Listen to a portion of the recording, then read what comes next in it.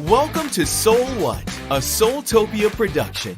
Every Tuesday, Michelle and Roger Welch take a deep dive into the intriguing and proactive world of metaphysics, a world beyond our human perception. They'll talk to empaths, readers, and other guests from all walks of life to find out what's hiding under the surface, uncover the mysteries of our modern world, and reveal the answers you need to live a happy, healthier life. Now, here's your hosts, Michelle and Roger Welch.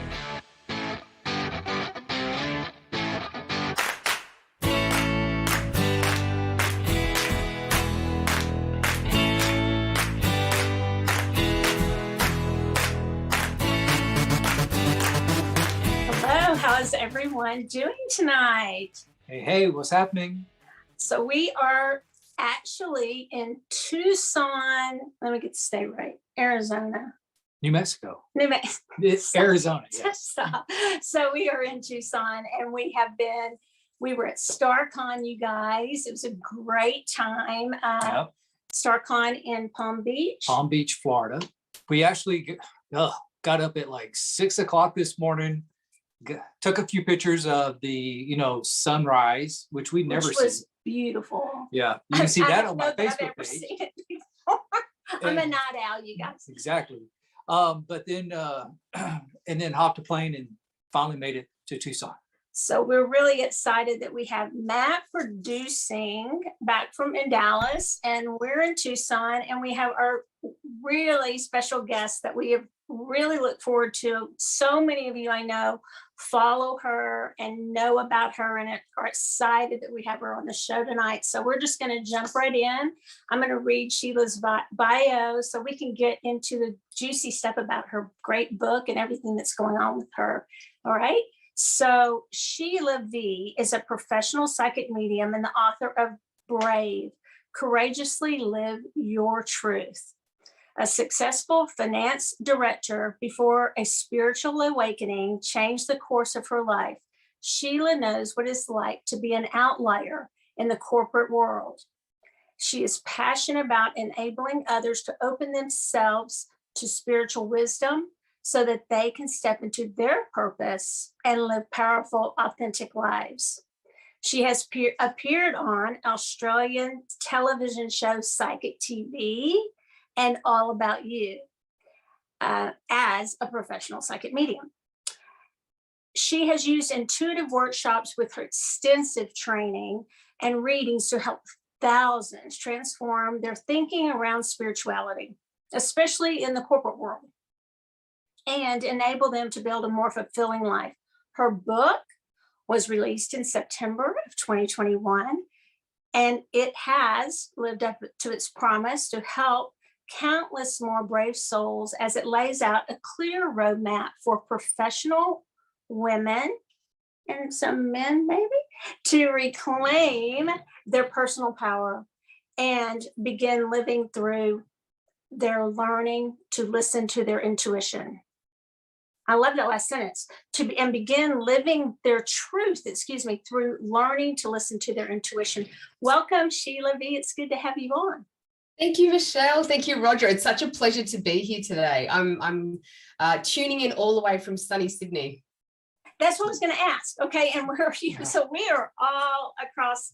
We've got it scattered covered across the globe. Where would you rather be of all those three places? Dallas, Texas, Sydney, or Tucson? I think Sydney. We're all coming to join you.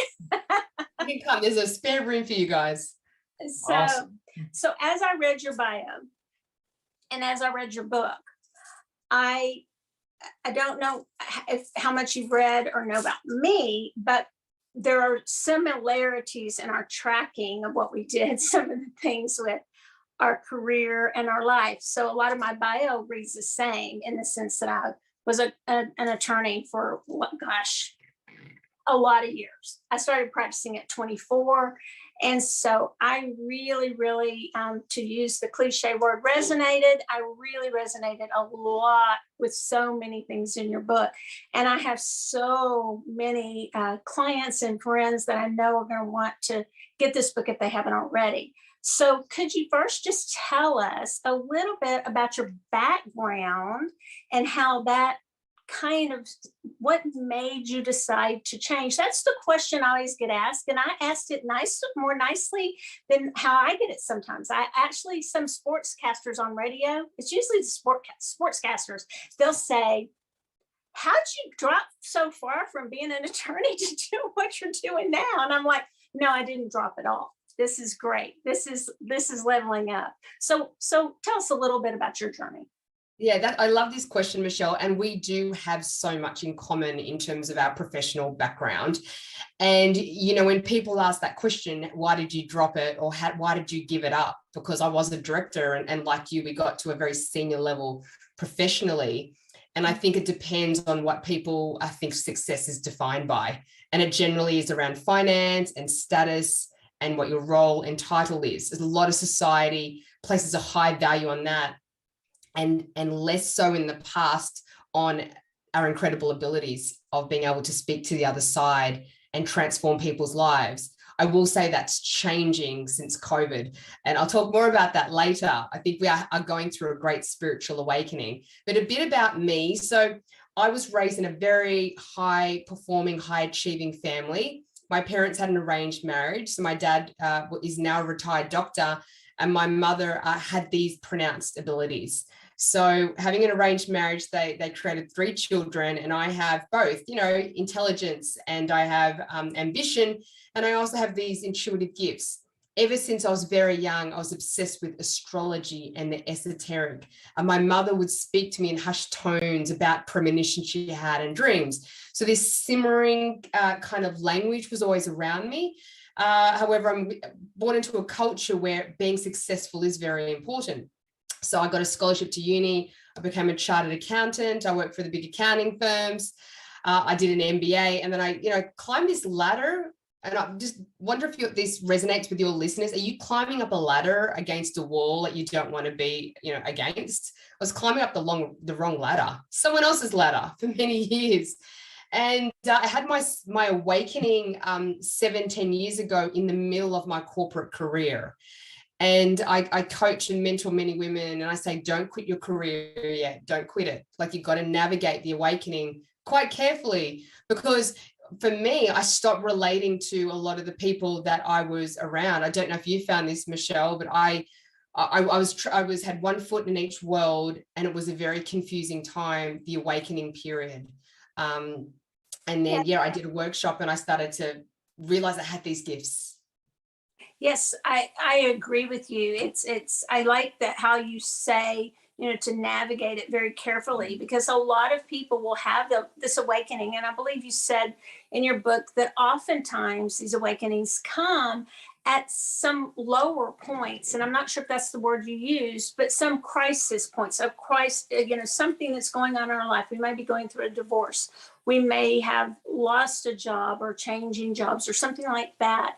And all of a sudden, we kind of look at our lives and we have an awakening, and that may be kind of the catalyst for it.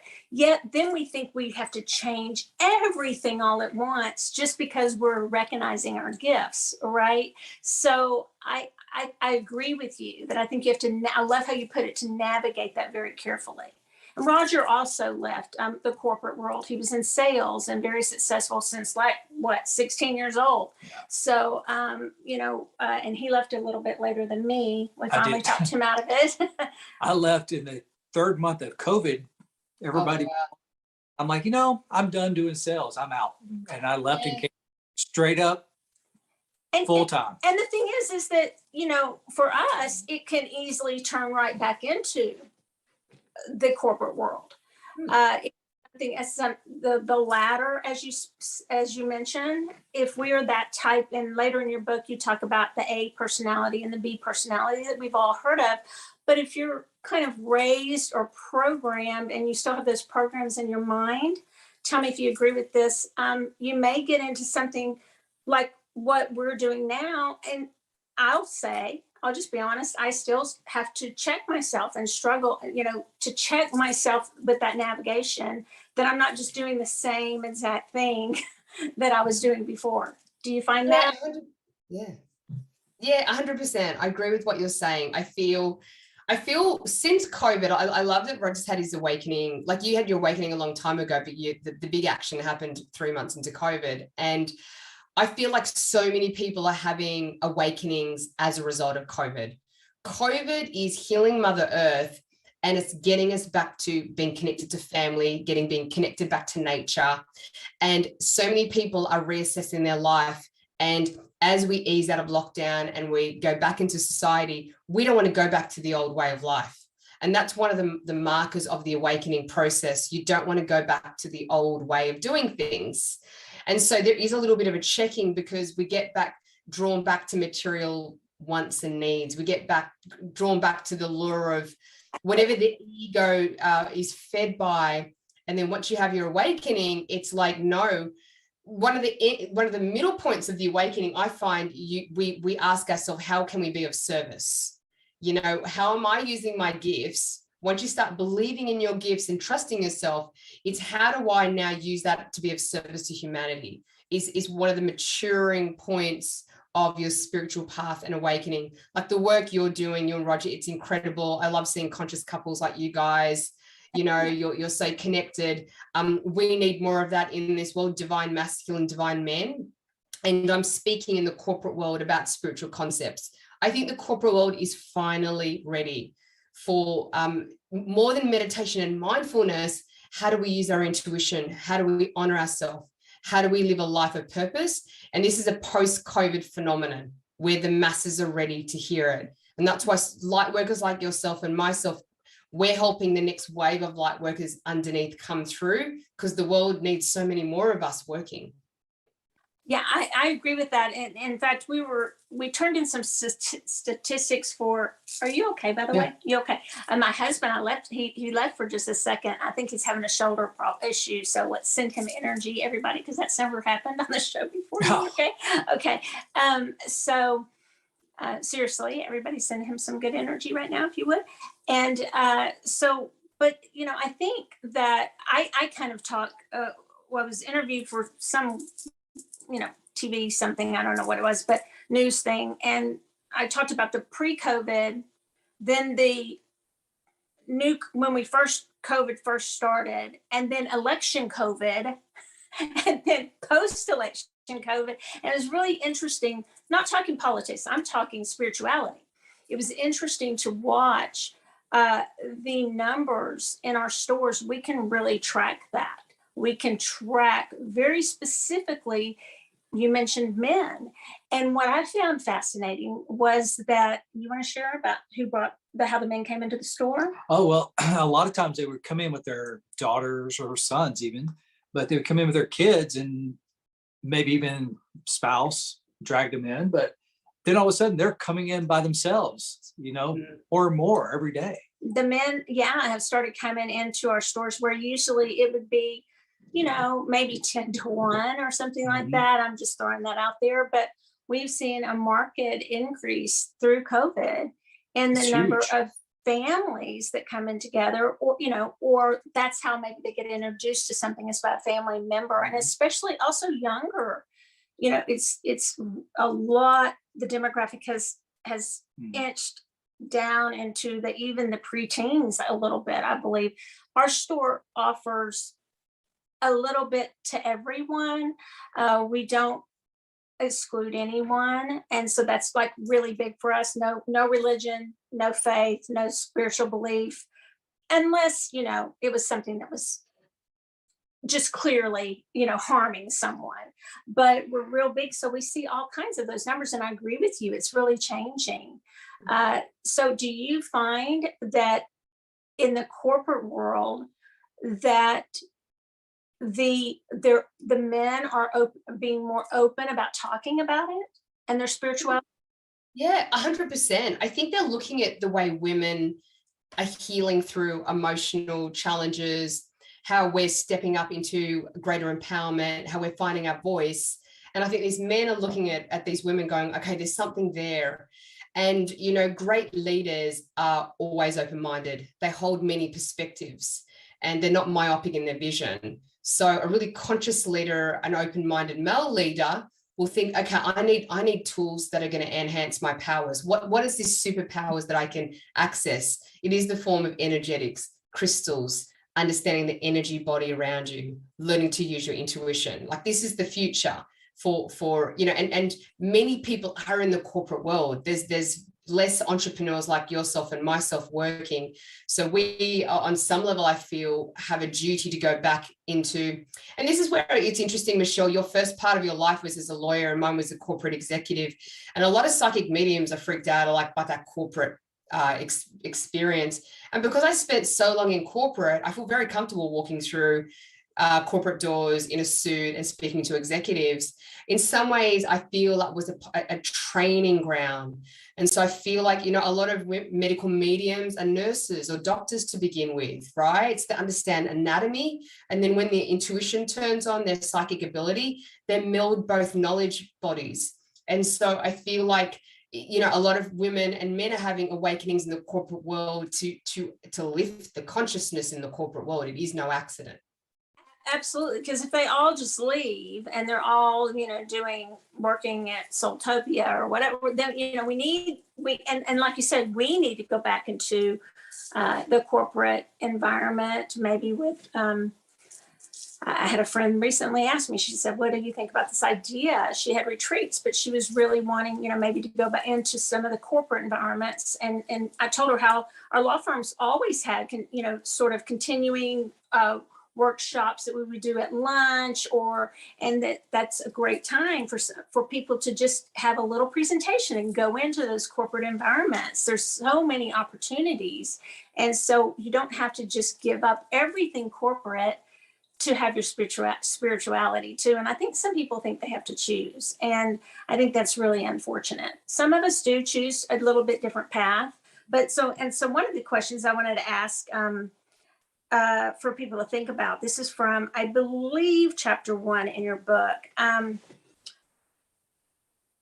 Whose opinions stop me, or you, the listener, from moving forward and making changes in your life? So Sheila gives these great prompts, dangerous questions you may ask yourself include, and there's 9 of them. And then she gives courageous truths.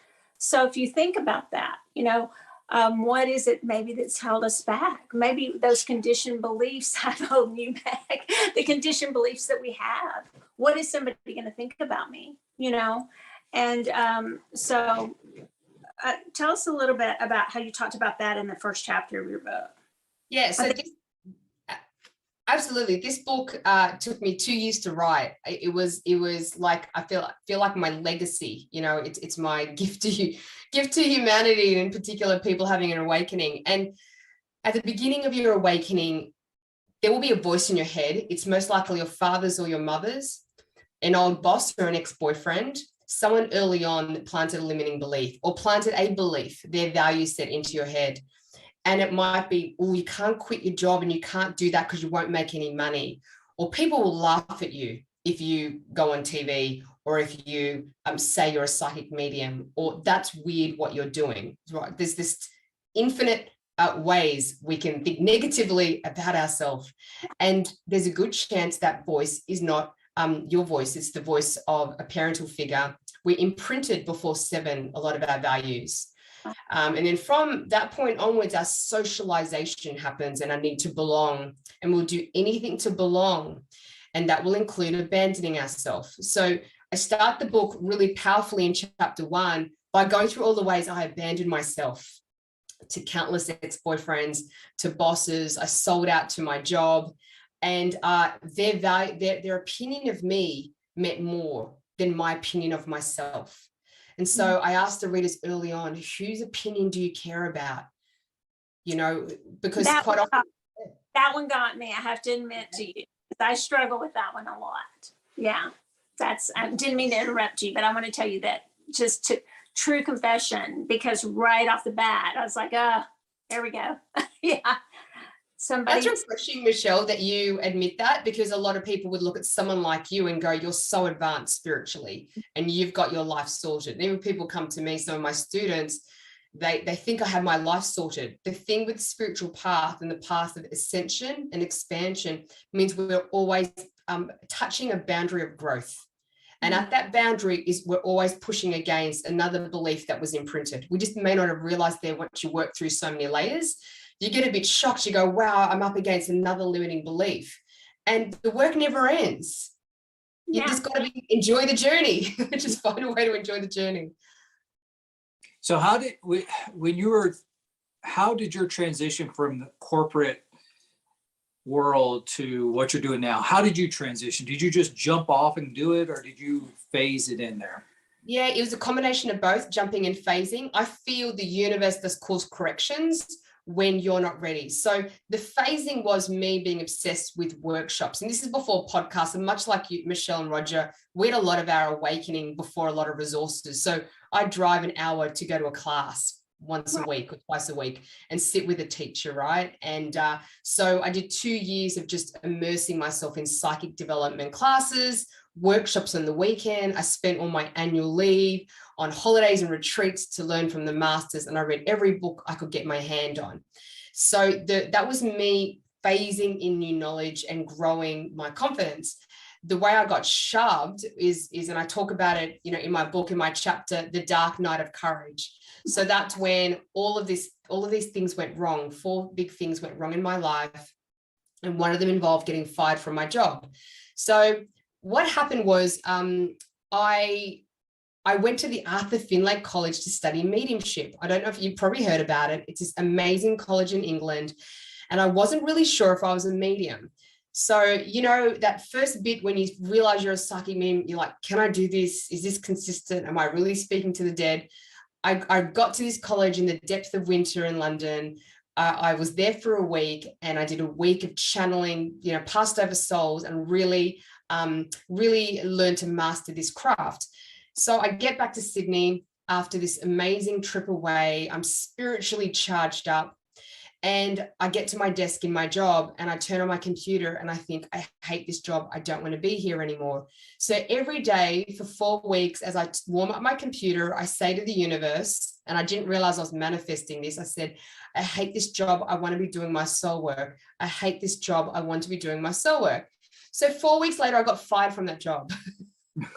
The universe conspired to remove the job from me, right? So if you've been fired or you're made redundant, just to take a moment and go, did you actually co-create this with the universe? Because I sure did, yeah. And then I started my website all those years ago, and I went, okay, my heart, a bit like you, Roger, did not want to go and find another job. My family were a little bit like, what are you doing? And I didn't really share much with many people. It was a very quiet, introspective space in my life where I quietly got on and did my work. I created my business, my website, and I started to do readings for $50 for an hour, 50 Australian dollars, not much money for an hour. And I just started to charge, and as my confidence grew, my ability to realize money is an energy exchange. But the phasing, Roger, took sort of 4 years. It's not as long now. The consciousness of the planet will support your ascension much faster, I believe, now.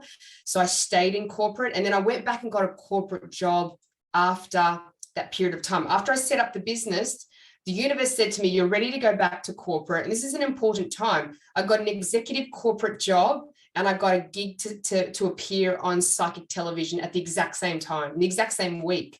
And I feel like the universe was testing me. And I was saying, I'm not choosing universe. I'm going to do both. And I want to say this to you listeners, you can do both. You do not have to choose. And I thought, I'm going to say to my CEO of Simon & Schuster, it's a big, well-known publishing house I work for. I said, I'm going to do this thing on the weekends. I'm going to be on psychic TV doing readings. And you know something, Michelle and Roger, he was really open-minded. He goes, I love this thing you do in your spare time. And so, yeah, that what you guys have found? People love it. Well, yeah, I literally had lawyers say to me when I find, or judges, a lot of the judges I knew friends with, because I actually have a little bit of ADHD too, whatever you want to call it, focus issues. And that's really has to do with me seeing things. Okay, so I'd be picking a jury, and then all of a sudden I'd just be off in, earth to Michelle. And so when I finally told them, they were like, oh, we're so relieved. Now we understand you, because you make so much more sense to us now.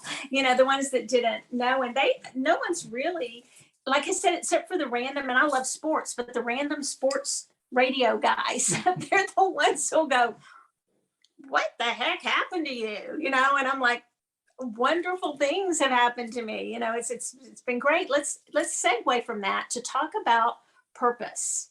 A lot of people, as you know, will come and ask readers or ask whomever. They ask themselves, what's my purpose in life? And you talk about purpose in your book, and you talk about, you have different varying things that I actually agreed with quite a bit. I mean, do you believe that we have one purpose? Do you believe we live that purpose out daily?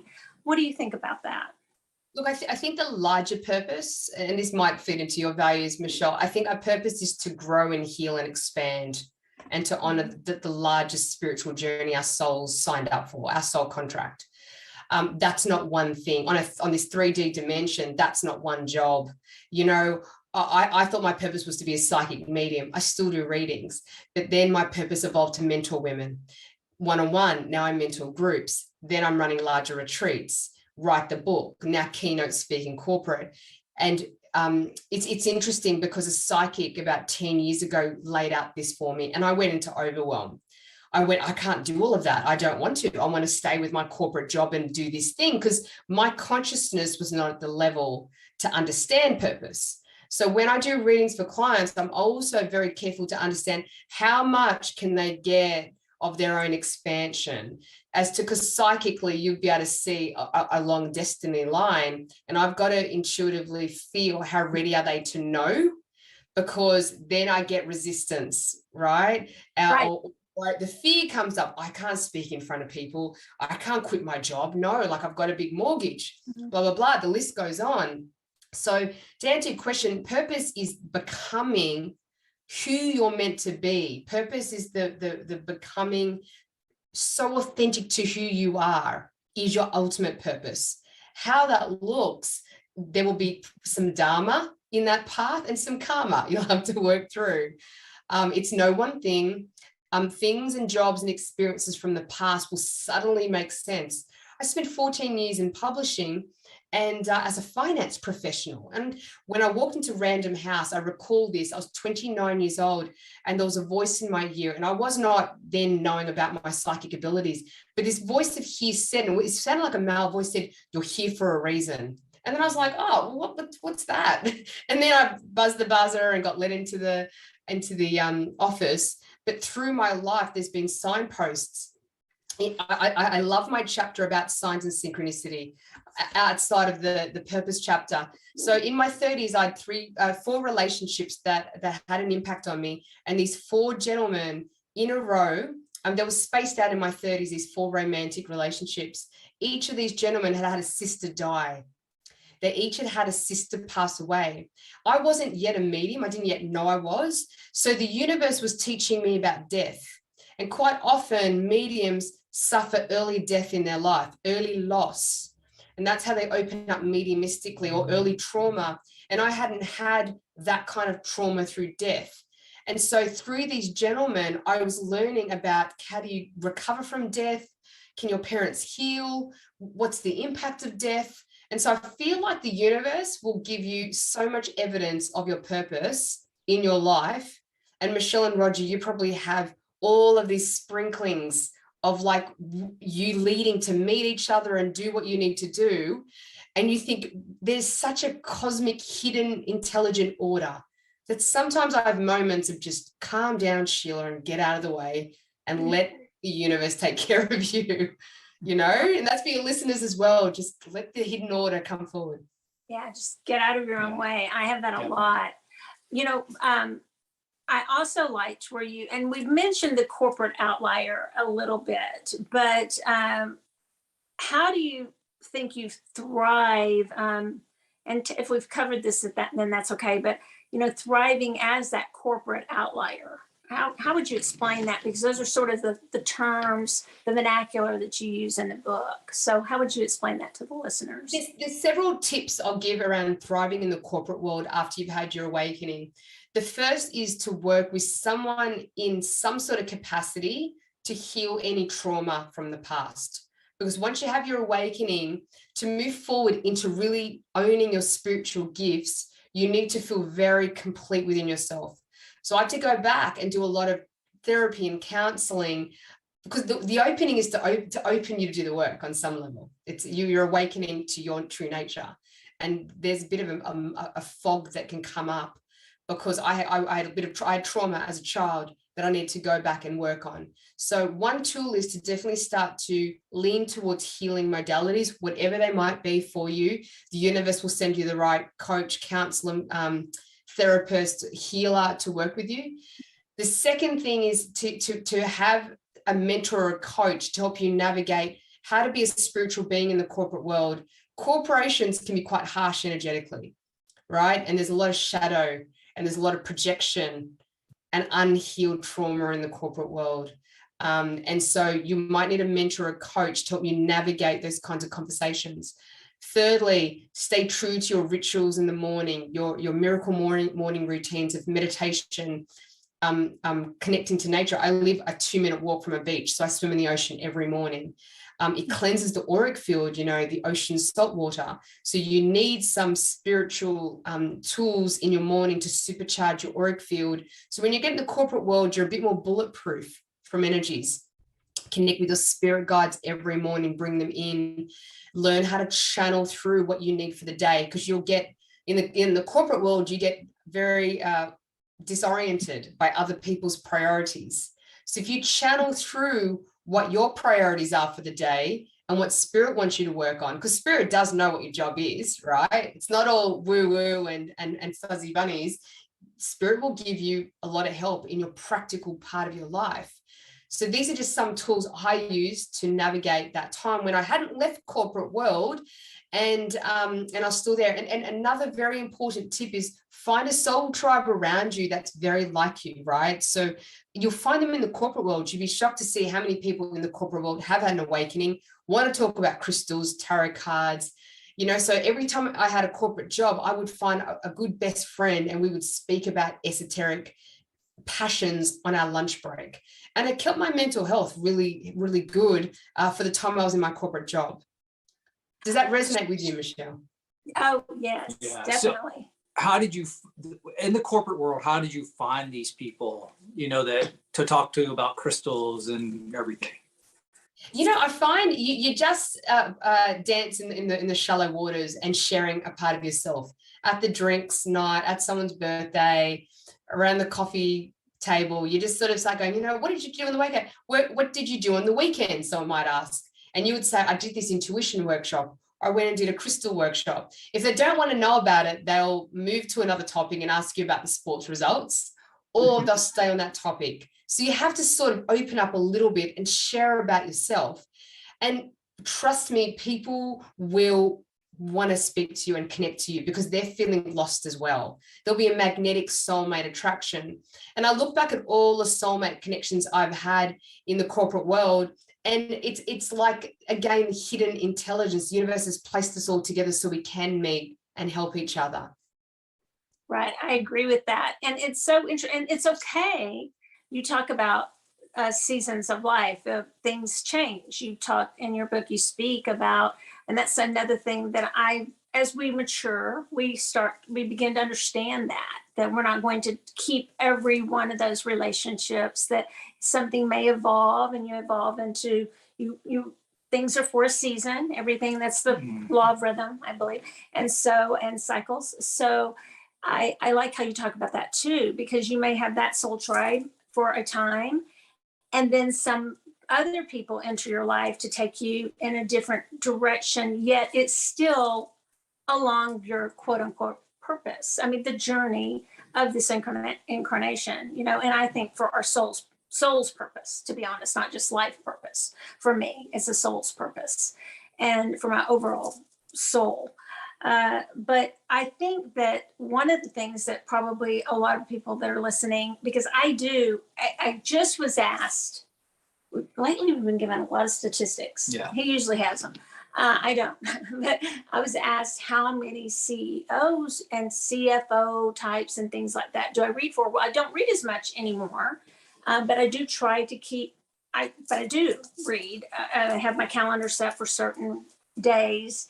And so, I'm sure like yours, it's booked, you're writing books and you're promoting your book during COVID, just like I had to, right? And so my book came out in January of 2021. Yeah. Yeah. And so with Llewellyn. And so, but I feel like that it's very difficult sometimes for, I lost my train of thought, for the, How many? how many, like we have just exploded. It's exciting to see how many people are interested in at least exploring something new in their life. It's, and I don't think the people have asked me, do you think that means they're, leaving their other faith behind? And I'm like, I don't know. I can't speak for that. I know there's studies that the Pew Research Center has done, and that it's, everything we are doing is growing. Roger and I did not get into that because of projections of growth. We got into it because of love of what we were doing and me being completely stressed out in law. Okay. And so it was just time, so we started with the crystals. And so for you, it seems like you had a kind of a progressive journey too, because I don't think we have these these landmarks, but they're not stopping points. They're just bringing us to something else. And just like the soul tribes, right? Just like our friends, just like our mentors, someone else is going to come in. The reason I kind of belabor that is because there are some people who are lonely and they don't know how to find that soul tribe and how to find that group. And I do think and you can chime in, but I know that if you will go and look at, call stores in your town or things like that, even just to, like you said, Sheila, to go take, a crystal class or something you're interested in, even if it's essential oils. I mean, essential oils, a lot of people now like crystals because they started learning about essential oils. Yeah. And I think that, even if it's just essential oils that you want to learn about and that's interesting to you, you might find a tribe there. So pick something that's interesting, to you, and maybe call the stores that in your local community. I think COVID's really shown us that, because we couldn't travel overseas for so long, or even interstate, probably in America. So you get to get really local and have your local community support you. So, when I mentor women, I find they're lonely. I'm like, if you love yoga, stay back at the yoga place, studio, speak to the owner, ask them about workshops. If you're on the yoga mat, look to the left or right, start a conversation, just a smile and a hi. Because, yoga, I find the essential oils, that's kind of one of the early ways we awaken. We start with movement and flow and energy. I started to do yoga, like 16 years ago, when yoga wasn't really a thing, especially in Sydney. We're doing yoga in our running gear. There wasn't really even yoga wear when I did yoga. And in that group, I found more conscious people with just a lot more of the common values. You might find your partner in these experiences, your new best friend, soul mother. I talk about the concept of a soul mother. If there's a big mother wounding and you can't connect to your mother, we all need mothering, or to mother someone.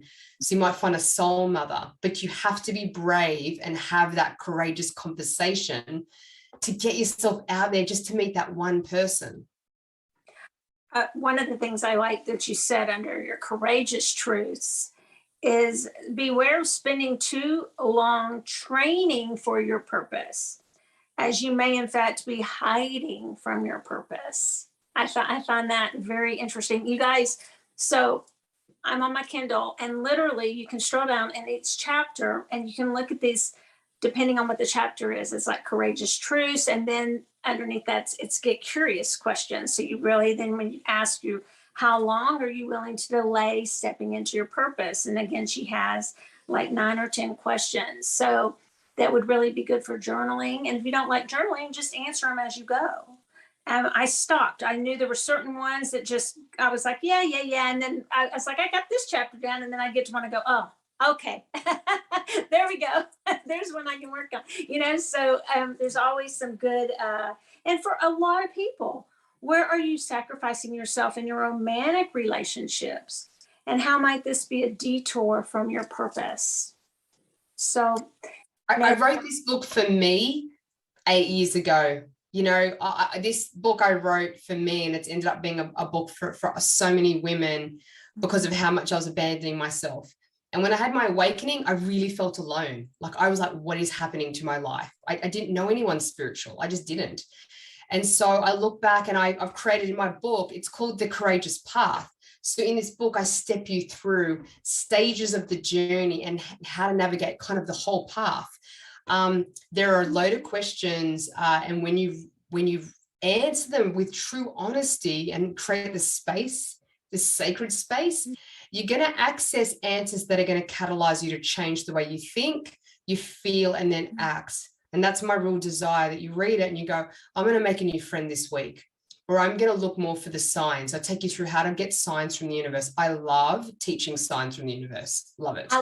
Because it's just phenomenal how many signs all my clients and students get, and how the universe is literally trying to speak to us in every minute of the day, guiding us. They're on the other side. Spirit guides are cheering us on, helping us on.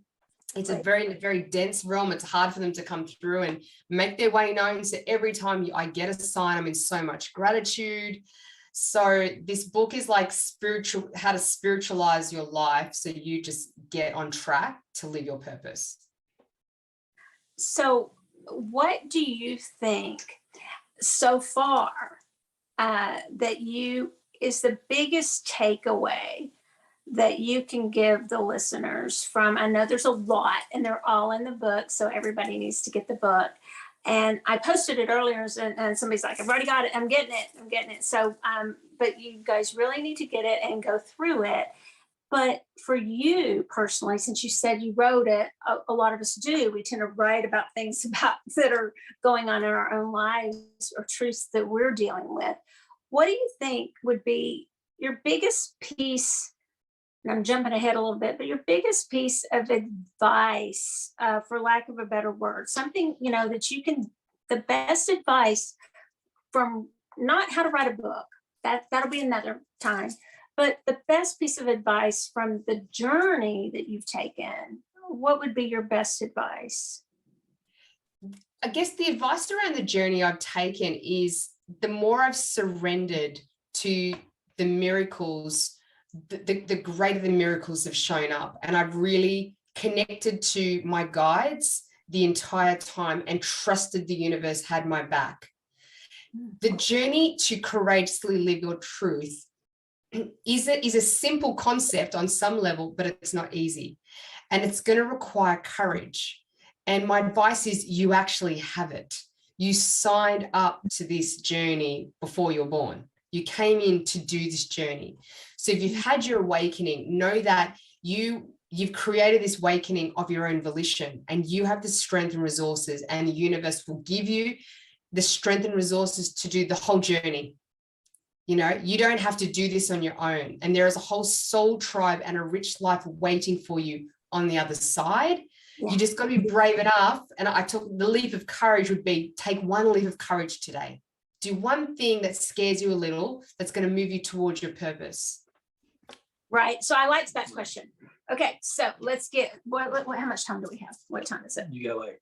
Okay. So let's get Matt and Roger in on this. So what is your one thing that you're going to do that scares you?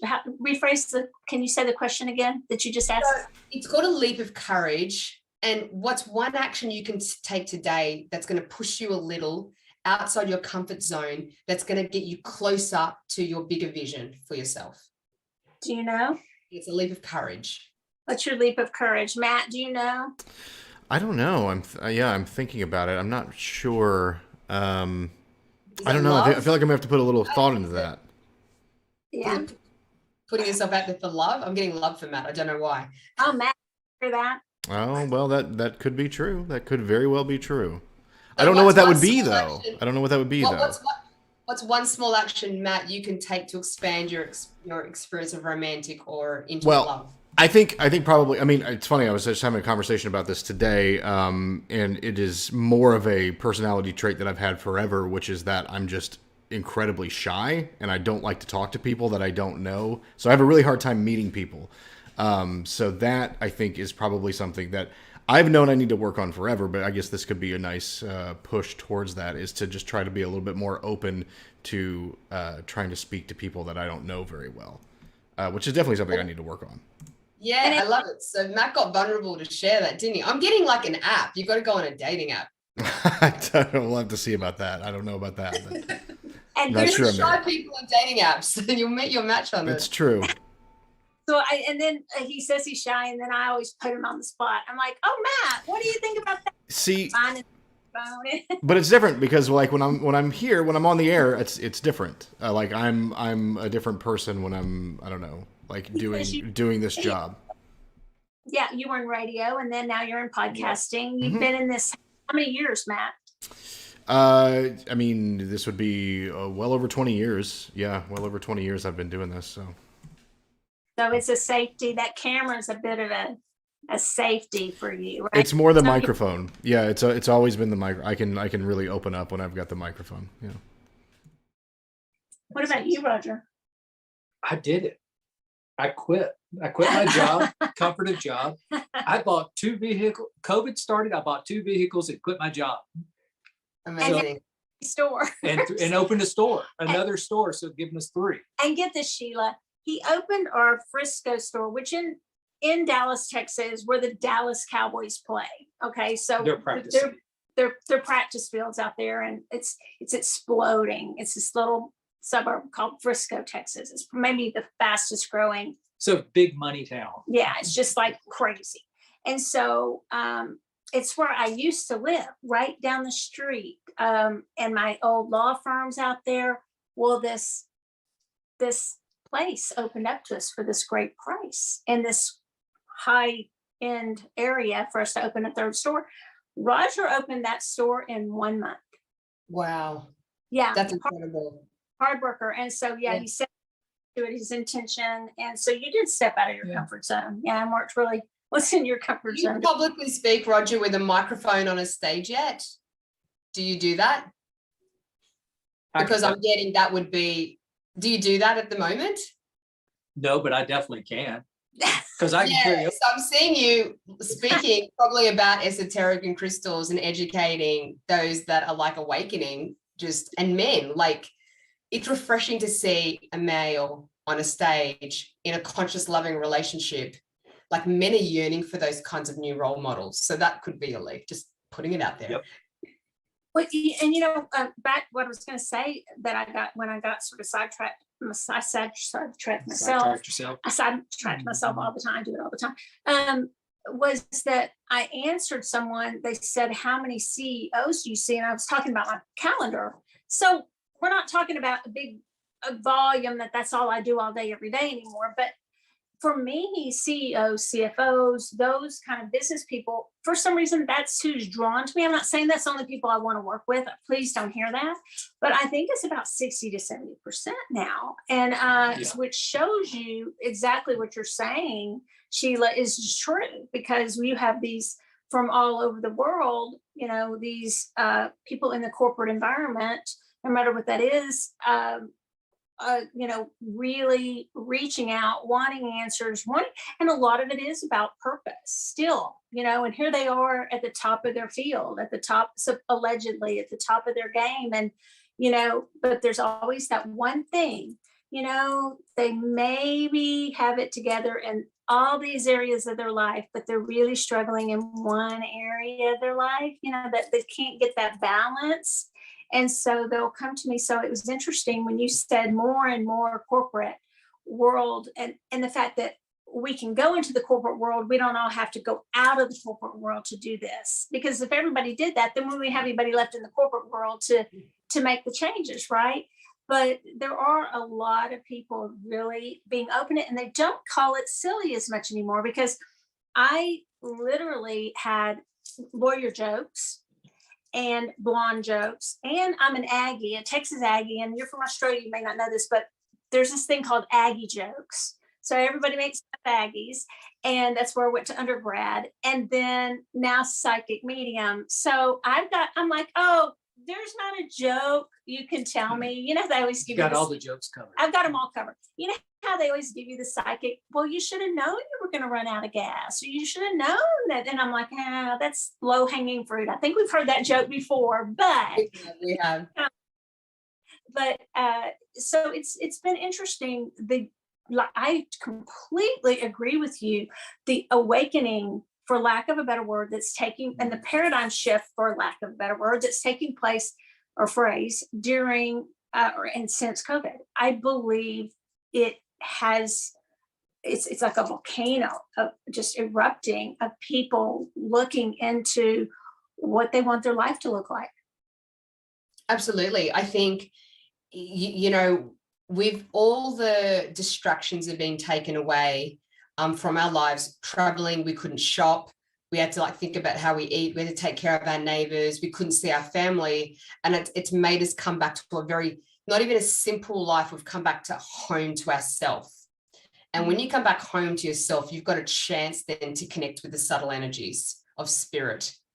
You know, the auric field thins out, there's less cloud and noise, and suddenly you're dreaming more.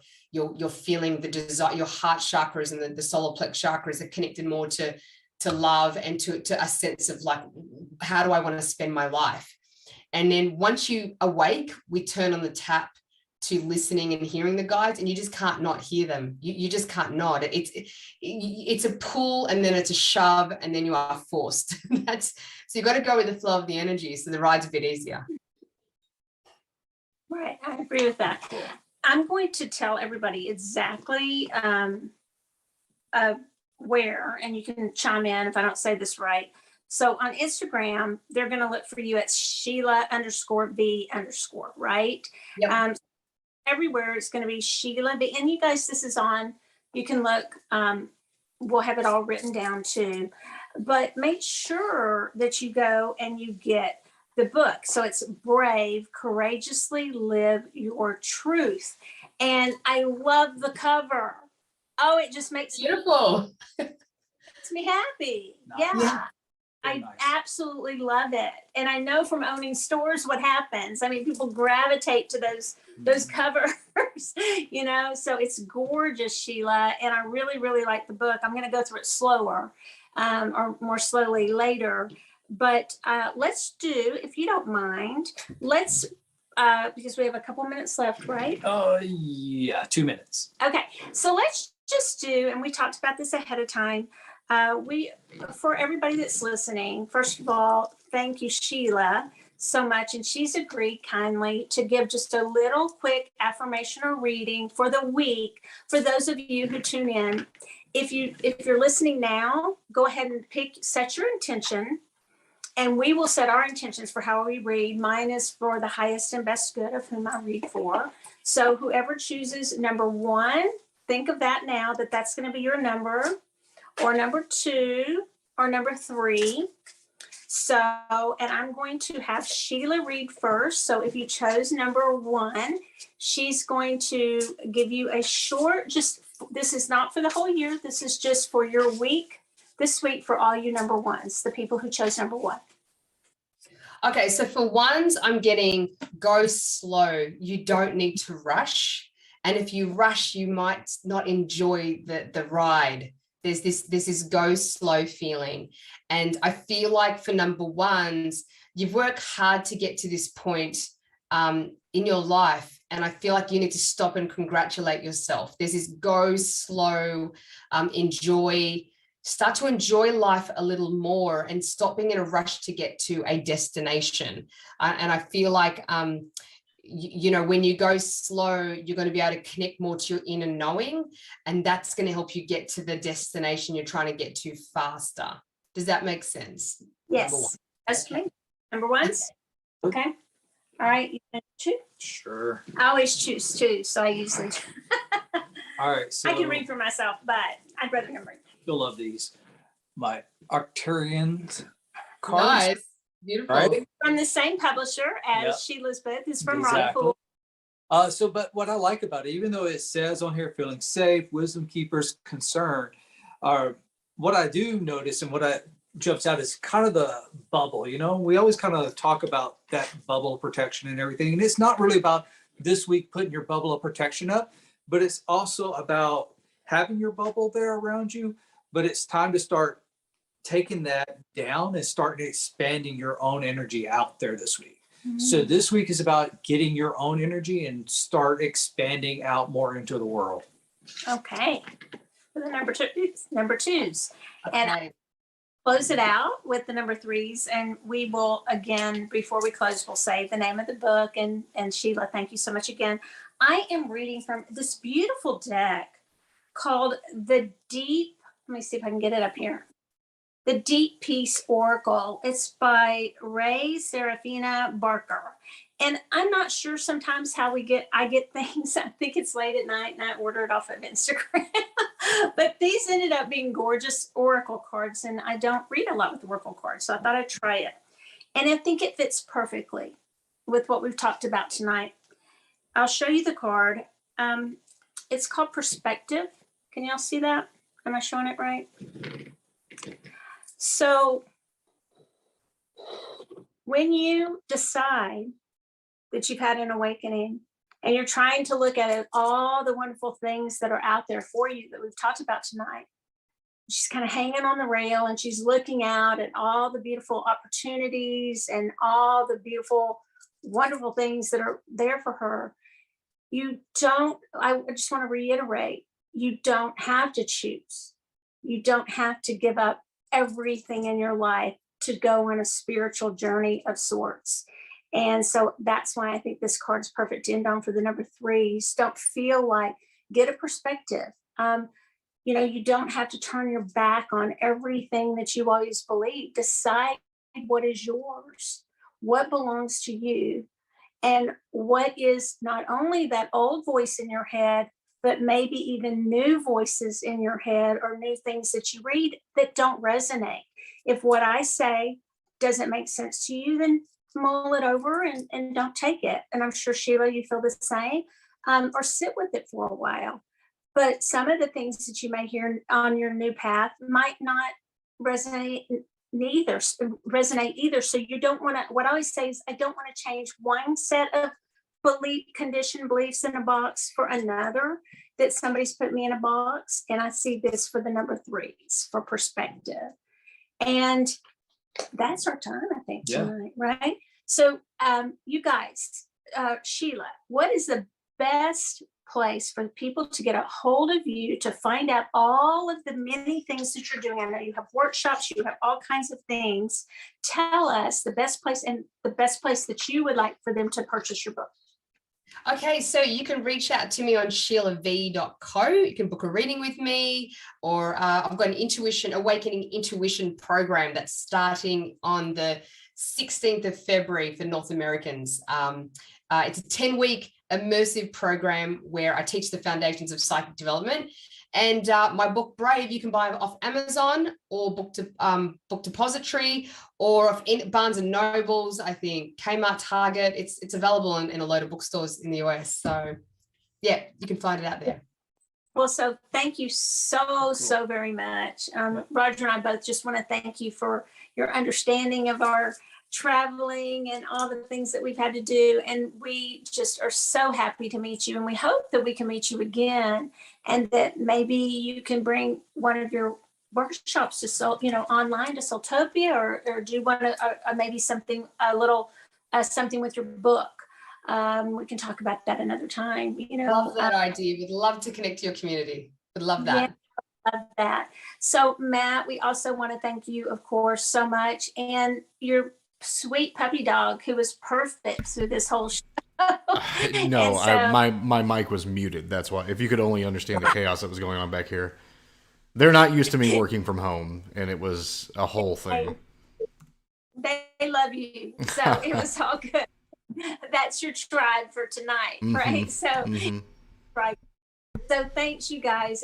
Look forward to meeting everyone next week. Do we have anything that you need to announce really quickly before we leave? We won't have a show next week. We will not have a show next week, Matt. And we are very good about never missing our podcast, so we will not have that. But do check with our store, the calendar and your newsletter, and mysoultopia.com for all of the great things that we have going on. And also for on Friday, I have a little Instagram live called Tarot Takeaways. And this week I have Jane Matthews. And where does she live? Are they in Germany? Yeah. Germany? Yes. Maybe Germany. Germany-ish. And so she'll be on Friday on Instagram Live at 1:00 Central Time. But thank you again, Sheila V. It was so nice to meet you. And we really look forward to seeing you again. Yeah. So lovely to connect with you, Michelle and Roger. It was so wonderful to be on here. Thank you so Thank you. much. And we will see everyone next time. Have a great night. Good night.